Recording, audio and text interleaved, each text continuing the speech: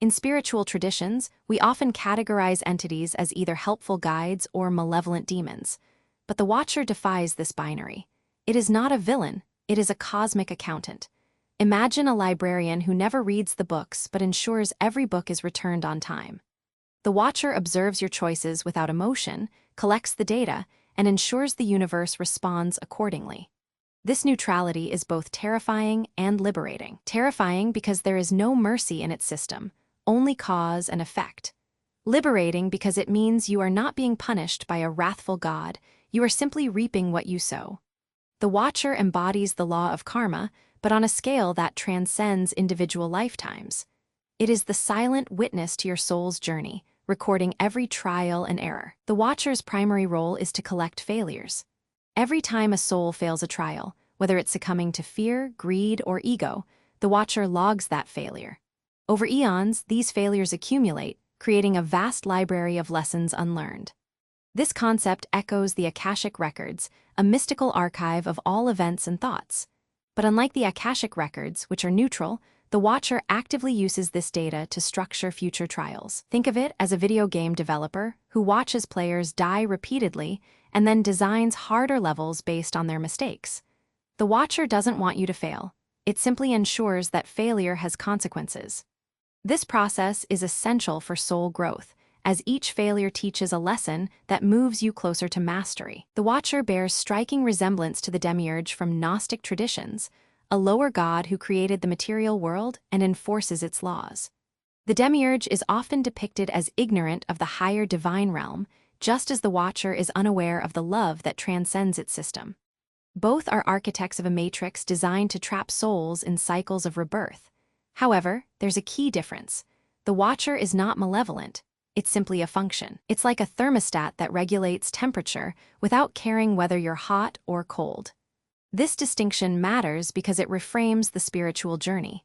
Instead of fighting a cosmic enemy, you're learning to navigate a neutral system. The goal is not to defeat the Watcher, but to evolve beyond its reach. The Watcher's system is logically perfect but has one blind spot: love. In the 7th Journey series, love is the only force that can break the cycle. Why? Because love is irrational. It doesn't follow the law of cause and effect, it gives without expectation. The Watcher cannot compute this.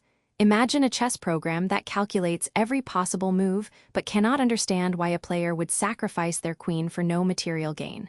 Love is that sacrifice. To transcend the Watcher, you must act from a place of unconditional love, not as a strategy, but as a state of being. This is the ultimate trial, to love even when the system says it's foolish. Practical advice: practice small acts of kindness without expecting anything in return.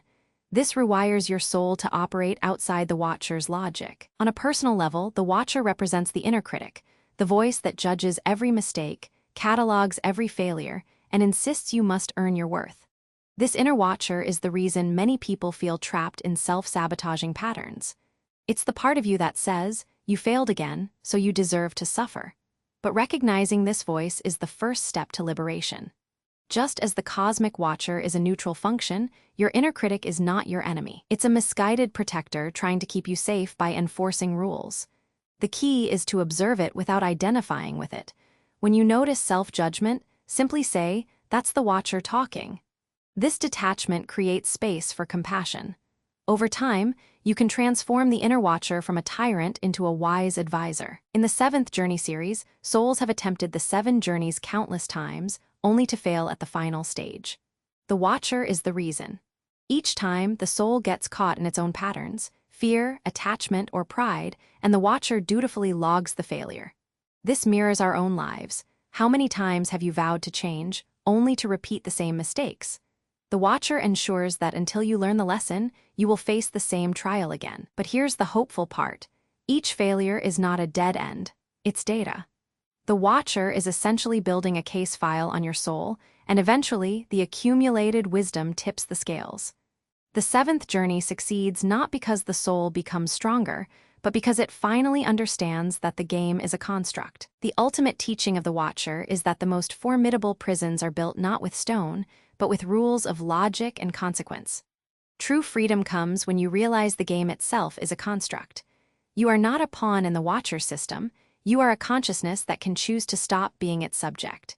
Instead of trying to win the game, you become the composer, the one who writes the music, not the one who follows the notes. This is the shift from being a character in a story to being the author.